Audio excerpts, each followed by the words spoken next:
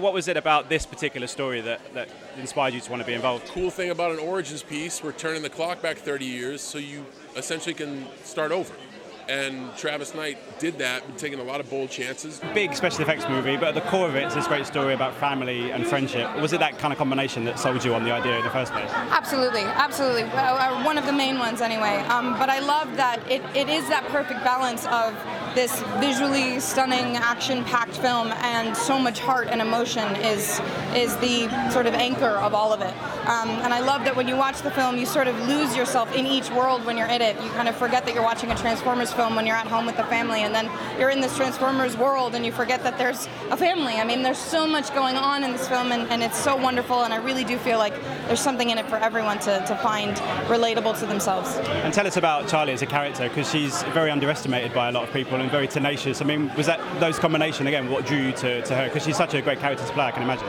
Yeah, well, I love that this character, or this story anyway, realistically portrays what it feels like to be misunderstood or unheard or unseen as a teenager. It's like some of the hardest, moments in your life you go through when you're trying to figure out who you are and you don't really have anybody to help guide you. And Charlie is suffering from the loss of her father, who was that person for her. And she's brave, and she has a lot of strength, and that was something that I loved about her through all of the inner and outer obstacles that she faces.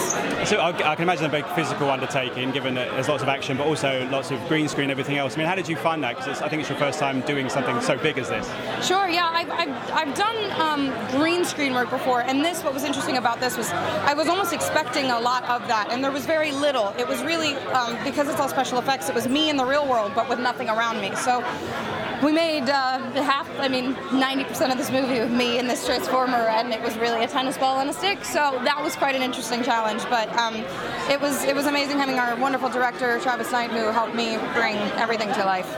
And even though it's part of this universe and it's a one-off spin-off, there is always room for sequels. Would you be up for doing another one should the opportunity arise? Absolutely. I think that, Charlie Watson is one person when we meet her in the film at the beginning and another at the end, and I think she's got a long way to go and a lot more to say, so I would love to see where that would take us. I was a fan of the Transformers when I was a kid. I was about 8, 9 years old when the Transformers first formed, and the idea of being able to tell a story about these characters I've loved for 30 years, it was really exciting, and to be able to craft a very personal, intimate story about one of these great characters, it was a ton of fun. It was a real thrill and an honor.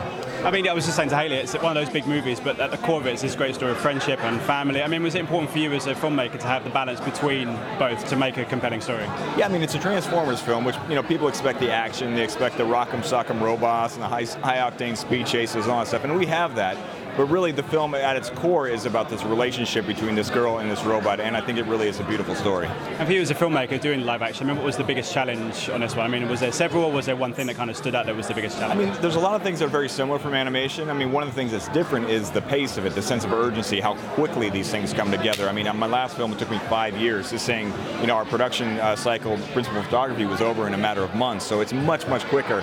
But the scariest thing, probably the most challenging thing, was the fact that it was an entirely new set of people, an entirely new crew, and you have to put your faith in this incredible people, but you don't know anyone, and so that was probably the biggest trick. But I'm really happy the way it all came together. And just finally, I know it's a prequel, and you get to be in the 80s, which kind of keeps you a little bit removed from the franchise. Was that kind of liberating that you could be in a different era and tell a different story? Yeah, it was. We didn't start with a blank canvas. There is a whole decade of previous live-action films, so you want to make sure you have the threads of continuity between those things. But setting it 20 years prior to the events of the first film did give us some liberties, both in design, aesthetic, and tone, and just the overall story we're telling. So I'm very happy that I think the film is self-contained. It stands on its own. People don't need to know anything about the Transformers to enjoy it, but for those people who are fans of both the animated series and the live-action films, there's a lot of different layers and Easter eggs for them too. Ladies and gentlemen, you're watching Hey You Guys! Hey You Guys, huh? Hey You Guys. Is that from the Goonies? It is indeed, yeah. Nice. Hey!